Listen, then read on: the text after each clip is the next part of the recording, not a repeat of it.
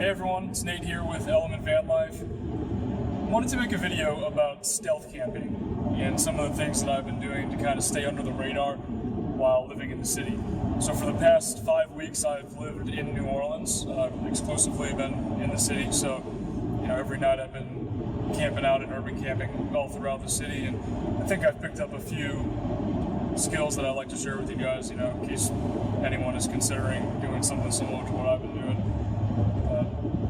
There's a few really important things, I think, and obviously, one of them, this might sound kind of silly, but it's just being stealthy and just kind of being under the radar as much as you can. So for me, that means pulling into a spot, relatively late at night and, leaving early in the morning. It means, getting up my blackout curtains first thing in the morning, right when I pull up to the spot at night, and then, putting on my visor and then when I get ready for bed, getting ready for bed really fast, and just setting up my bed, which for me is a little bit of a hassle in here, just the way that I have the bed set up. When if you haven't seen my other video on the tour of the Element, you'll be able to tell when you see it. But setting up that bed can kind of be pretty difficult when I'm in the vehicle alone, and I have to get up on my cooler to get into the right position to put the supports underneath the bed and stuff. But it's doable. Just it definitely move around a little bit when I do it. So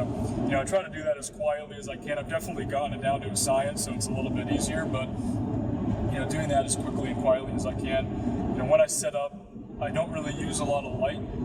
When I first planned to start doing this, I actually bought these really bright lights from Walmart right here. I keep them in the little panel on the side door here, and these things are insanely bright, and I haven't used them since I started actually vandaling, just because I'm afraid that people are going to notice it through the cracks and stuff in the setup. They're going to notice and see the lights flashing and everything. So I haven't really used them. Really, what I use for lighting is just the backlight on my phone. I just put it up to 70 or 80%, and that's good enough for me to be able to see everything and be able to do everything that I need to.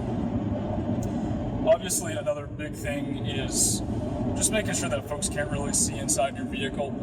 For me, that's using a sun visor and then using my blackout curtains. And I took a video of it the other morning, so I'll cut to that and you guys can take a look at it. So here's how I've got it set up here. So I've got this Reflectix on all the windows, and really what it is just like a little insulation that I got from Home Depot here. And then on the other side, I taped like a black sheet that I'd gotten from Walmart. In that way, so you can kind of see on the other side here what it looks like. And so from the outside, it just looks like the windows are blacked out. But from the inside, I've got the Reflectix, which is kind of nice because I think it helps moderate the temperature inside to an extent. And then also, when I have a light on in here, it shines off that Reflectix, so I don't have to have maybe as much light, and it kind of reflects a little bit better. It makes it look a little bit brighter in here if I'm trying to, get ready for bed, or set up the bed or anything like that. So I have those on all the windows, including the sunroof here. The sunroof is mostly just to keep the heat out when it's a sunny day, but I have it on all the windows.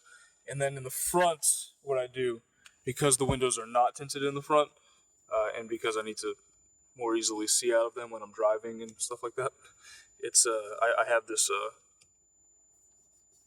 curtain here. It's a blackout curtain that I got from Walmart. I put those on both the windows up front. I use the same magnets that I use to keep my solar panel down on the roof. You can see it's just the regular magnets there, and that helps to keep them attached and in place. So in terms of picking out a spot, that's another thing that I think is kind of important. For me, when in New Orleans, I was pretty much exclusively parking on the street. There were a few nights that I spent in in a parking garage that's in the city, and there was a couple of nights where I went out to a suburb, Metairie, and stayed in the Walmart parking lot out there. But for the most part, I would just park on the streets in New Orleans. I would find like a quieter street that didn't have a lot of traffic going through late at night or even early in the morning when rush hour started, that wouldn't have too much traffic.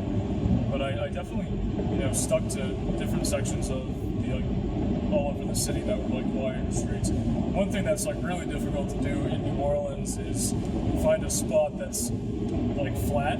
Most of the city is sinking and all the roads are just all over the place and falling apart. If you've ever been to New Orleans, you'll know what I'm talking about, but that was definitely the most difficult thing. Even more difficult than finding somewhere quiet was finding somewhere that, you know, the car would actually be, you know, upright and not like a 45-degree angle or at some weird angle when I'm trying to go to sleep. So, but yeah, for the most part though, I stuck to that.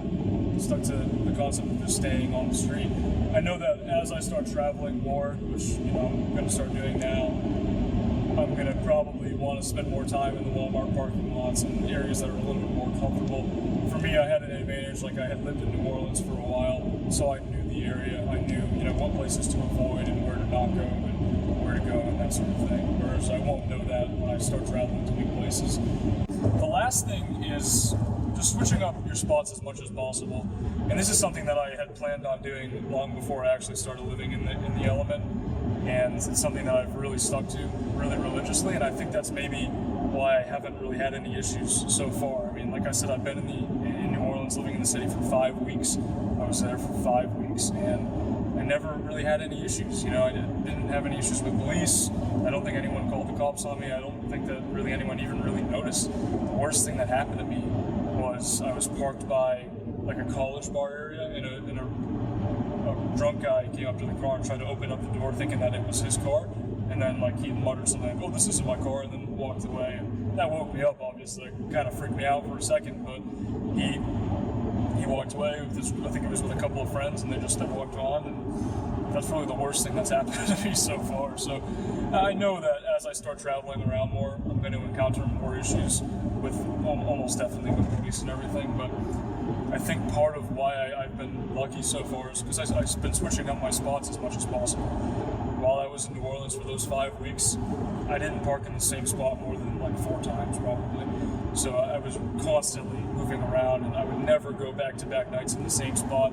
I wouldn't even go 2 nights out of 3, you know, one night and then somewhere else and then back to that same spot from the first night. I wouldn't even do that. So I was really mixing it up as much as I possibly could. Yeah, I think that's pretty much it, though. I just wanted to share some of those things. You know, like I said, I've been pretty fortunate so far, and I know that luck is going to eventually run out. I'm going to have a few issues, but you know, hopefully I'll try to stick by some of the things I've been doing, and hopefully, you know, I won't have too many problems to start moving around. I'm currently driving from New Orleans to California now, so like I said, I was in New Orleans for 5 weeks. I think I've said that like 4 times now.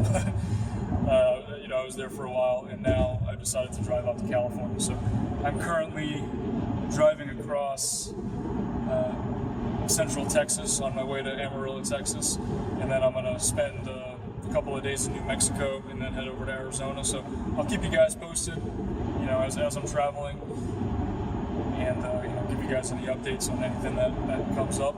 As always, if you have any questions at all, feel free to ask them in the comment section. I'll be happy to answer them for you. Please like and subscribe, and I'll talk to you guys later.